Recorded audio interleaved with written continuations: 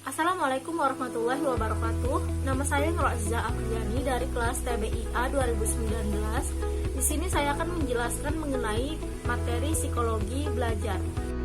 Psikologi belajar.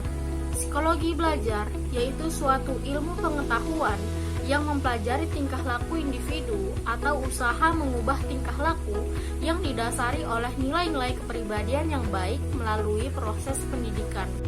Psikologi belajar juga merupakan ilmu pengetahuan yang berusaha mempelajari dan menganalisis prinsip-prinsip perilaku manusia dalam proses belajar dan pembelajaran. Dan selanjutnya adalah tujuan mempelajari psikologi belajar. Yang pertama, untuk membantu para pengajar agar menjadi lebih bijaksana dalam usahanya membimbing anak didik dalam proses pertumbuhan belajarnya. Yang kedua, agar para pengajar dapat memiliki dasar-dasar yang luas dalam hal mendidik, sehingga anak didik bisa bertambah baik dalam cara belajarnya.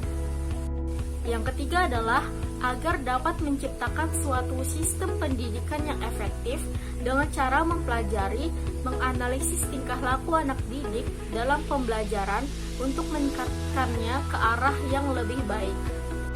Selanjutnya itu peran psikologi pembelajaran, yang mana psikologi belajar merupakan peran penting yang dapat membantu para pendidik untuk mengatasi masalah yang terjadi dalam kegiatan pembelajaran. Yang pertama adalah memahami siswa sebagai pelajar, yang mana meliputi perkembangannya, tabiat, kemampuan, kecerdasan, motivasi, minat, kepribadian, dan lain-lain. Dengan ini, dapat memudahkan pendidik dalam membimbing anak didik menjadi baik, berkualitas dari segi sikap, tabiat, dan prestasinya. Lalu yang kedua adalah merumuskan tujuan pembelajaran secara tepat. Yang ketiga adalah memberikan bimbingan dan konseling, yang mana tugas dari pendidik atau pengajar diharapkan dapat membimbing anak didik secara psikologis. Misalnya, jika ada anak didik yang memiliki suatu masalah atau problem, baik pribadi atau yang berhubungan dengan pelajaran, maka sebagai pengajar memberikan jalan keluar terhadap permasalahan tersebut.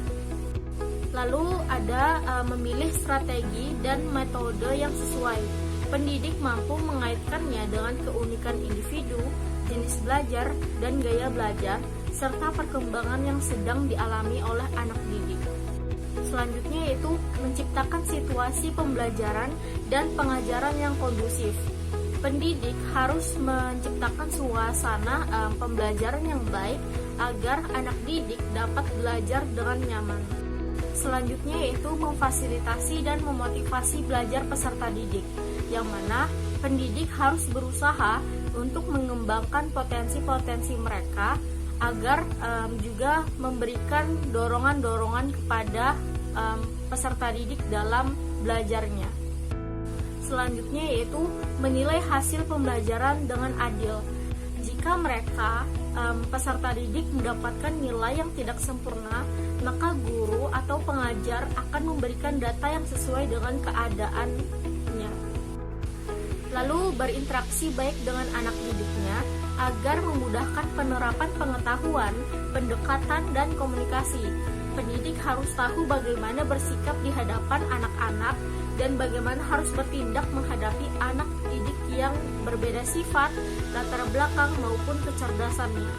Selanjutnya yaitu membantu anak didik yang mengalami kesulitan belajar. Pendidik tidak hanya mengajari anak didik yang cepat tanggap dalam pelajaran, tapi juga anak didik yang kesulitan dalam menerima pelajaran. Anak didik tersebut dibimbing untuk keluar dari kesulitan belajar yang dialaminya sehingga ia berhasil mendapatkan ilmu pengetahuan seperti peserta didik yang lainnya. Dan yang terakhir adalah memahami dan mengembangkan kepribadian dan profesi guru. Apabila pendidik menguasai ilmu psikologi tentang pendidikan dan pengajaran, maka ia akan mengembangkan potensi atau kompetensinya sehingga ia benar-benar menjadi guru yang profesional atau pengajar yang profesional. Selanjutnya yaitu teori-teori yang berkaitan dalam psikologi belajar. Yang pertama adalah teori belajar behaviorisme. Teori belajar behaviorisme adalah sebuah teori tentang perubahan tingkah laku sebagai hasil dari pengalaman, yang mana teori ini berpandangan bahwa belajar yaitu perubahan dalam tingkah laku yang mana merupakan akibat dari perilaku atau interaksi antara stimulus dan respon yang menyebabkan adanya pengalaman baru. Seseorang dianggap telah belajar apabila dia dapat menunjukkan perubahan perilakunya.